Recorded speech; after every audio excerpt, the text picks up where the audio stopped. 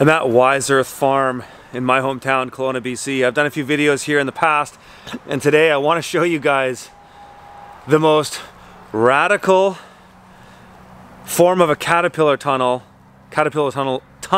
plural, that I have ever seen. This is an experiment from John Hofer here, and I really hope it works for him. We had some rain events last night and some wind, and so far it looks like it's working. So what we're looking at here is 3 caterpillar tunnels put together with 1 piece of plastic. That's right, 1 piece of plastic. And of course the end walls are different, but it's kind of cool because it allows you to have an open space that you can move around in. Now this definitely would not work in a winter scenario with snow. Like, there's no way. This is about season extension, pushing the spring or the fall. And basically what he's got is it's a 52 by 54 piece of poly that goes over top and stretches over all of it. And then there's ropes in the middle to pull the poly down. And it's all anchored in quite well. I was actually here a couple days ago when they first set it up and they were transplanting. It was before they got the end walls on, and there was quite a bit of wind coming through. And this poly was about 6 feet off the top of the bows. And I was thinking then, oh man, this is going to be a disaster. But it's sustained itself, it's working. So what can I say? It is extreme, it is radical, but it seems to be working. So let me show you a little bit better of how this works.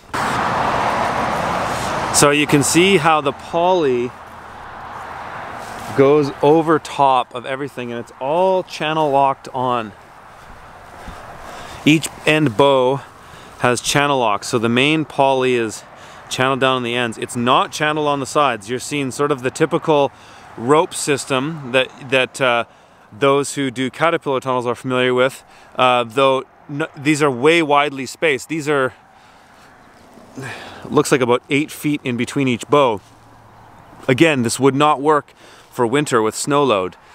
But you got 1 piece of poly over top, and then it's channeled in each place, probably just along the top couple feet there, and so on and so forth there, and then channeled along the ends here as it comes through.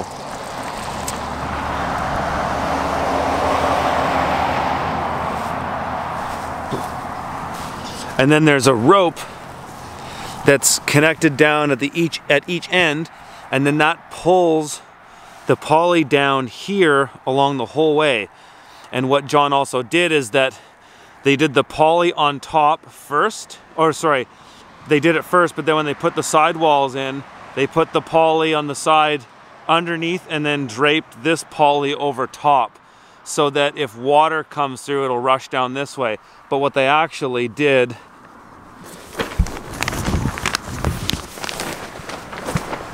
is, you can actually see where water was pooling here.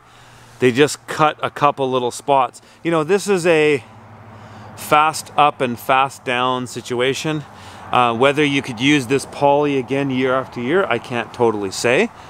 But it definitely creates an open area that is a lot easier to work in, which has its value. John also said that he didn't mind a little bit of water pooling here and there as it keeps the poly tighter. So these are,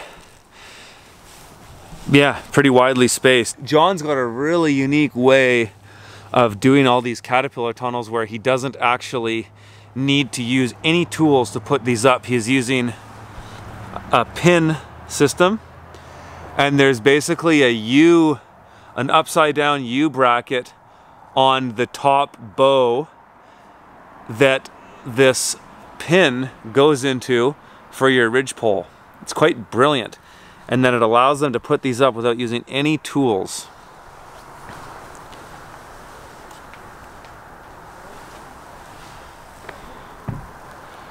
So that is the new radical caterpillar tunnels from John Hofer. I'll leave a link to Wise Earth Farm in the show notes, and you can check them out, their website or their social media.